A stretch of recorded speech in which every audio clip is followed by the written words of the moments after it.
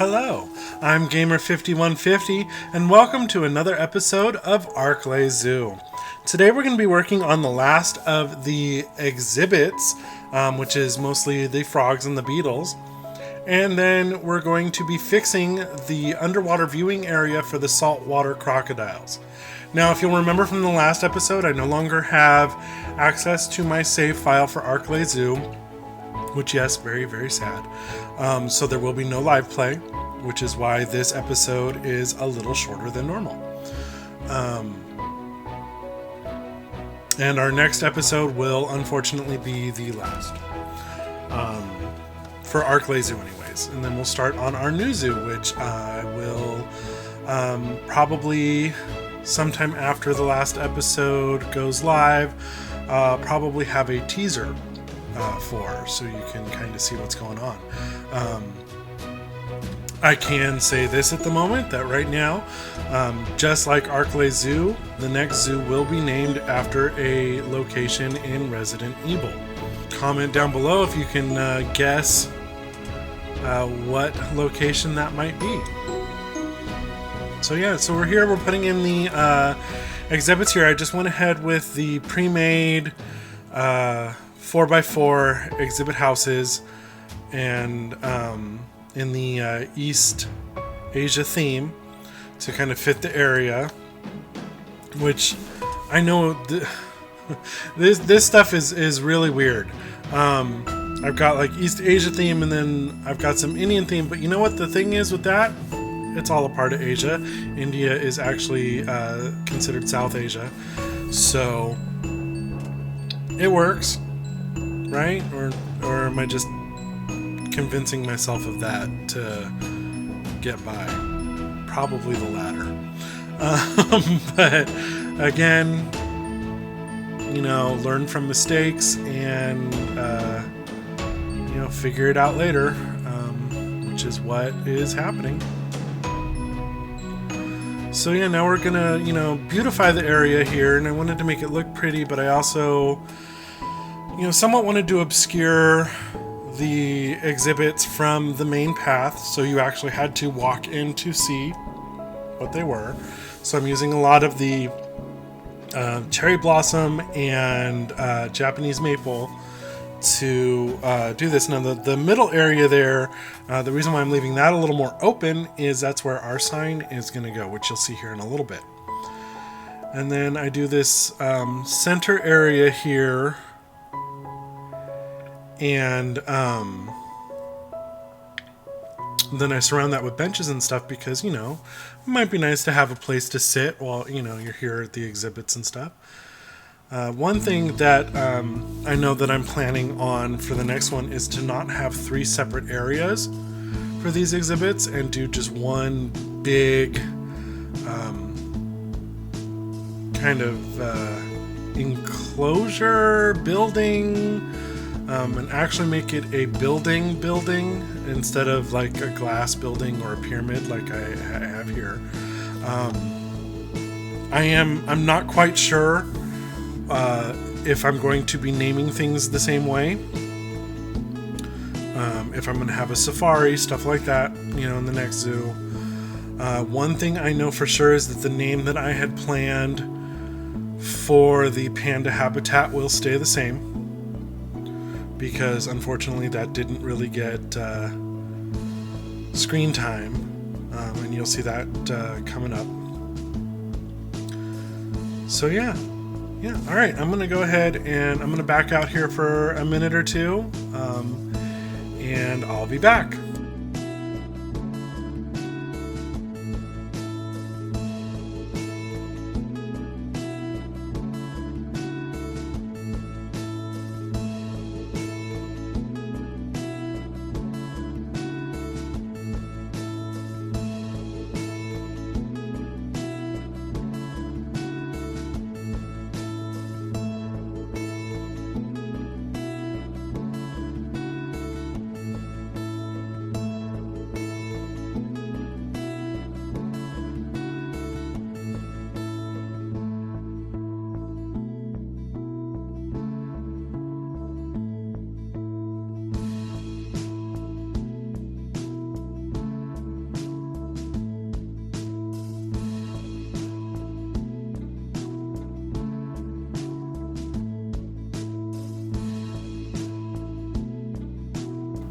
Now, one of the things that I did enjoy working on with this is these little bench areas. I used the East Asian picnic canopies, which I'm trying to figure out how those would be a canopy, to make the benches slightly covered and a little more ornate, I think is the word I'm looking for.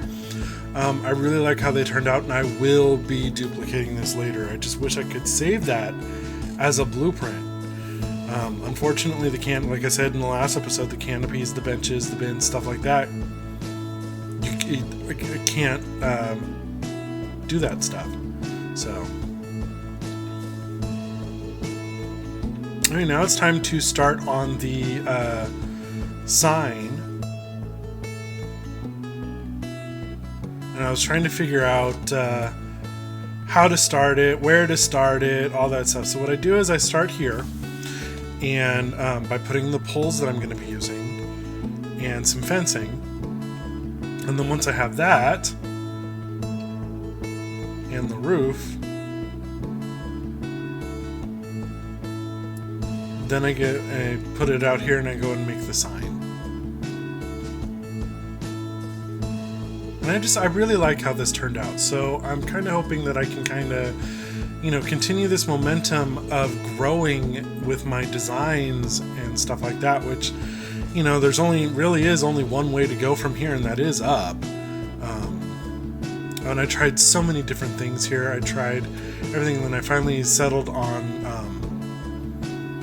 this wooden wall. And then bordered it with the red planks and stuff. So yeah, all right. So not too much more to discuss about the sign making process. I'm just going to go ahead and let you watch along here, and I'll be back for the next segment.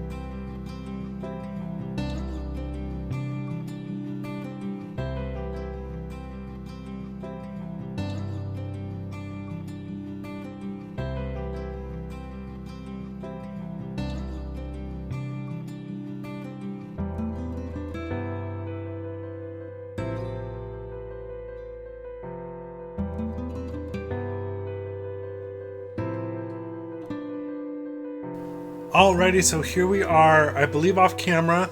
I had already ripped out the old underwater viewing area and done all the work there and raised up the land for the bottom of the pond.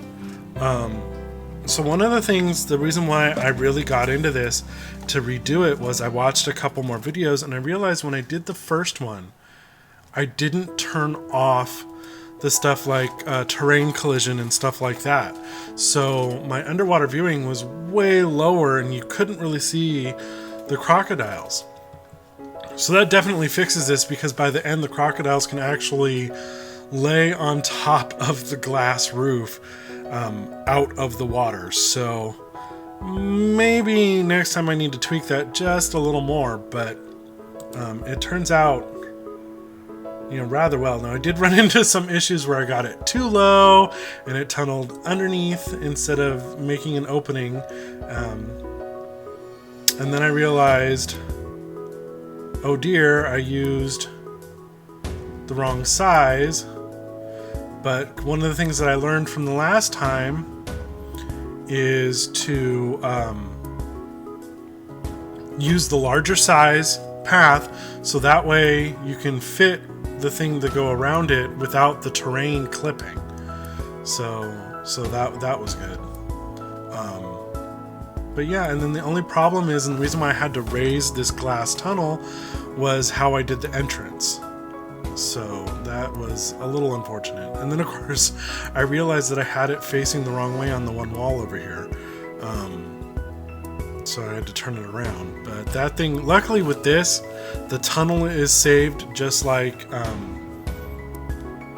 the stuff I was working on for the final episode, in another save file. What I did and what I'm going to continue to do when I'm building something quote-unquote elaborate. I mean, this isn't really elaborate, but you get the idea. When I'm going to build something like that, my plan now is to build it in a separate save file, which I named like this. The one that I used here was test tutorial, because I was testing out some of the stuff I learned from like Delay Designer and stuff like that, like how to make a dome. So that's going to be fun.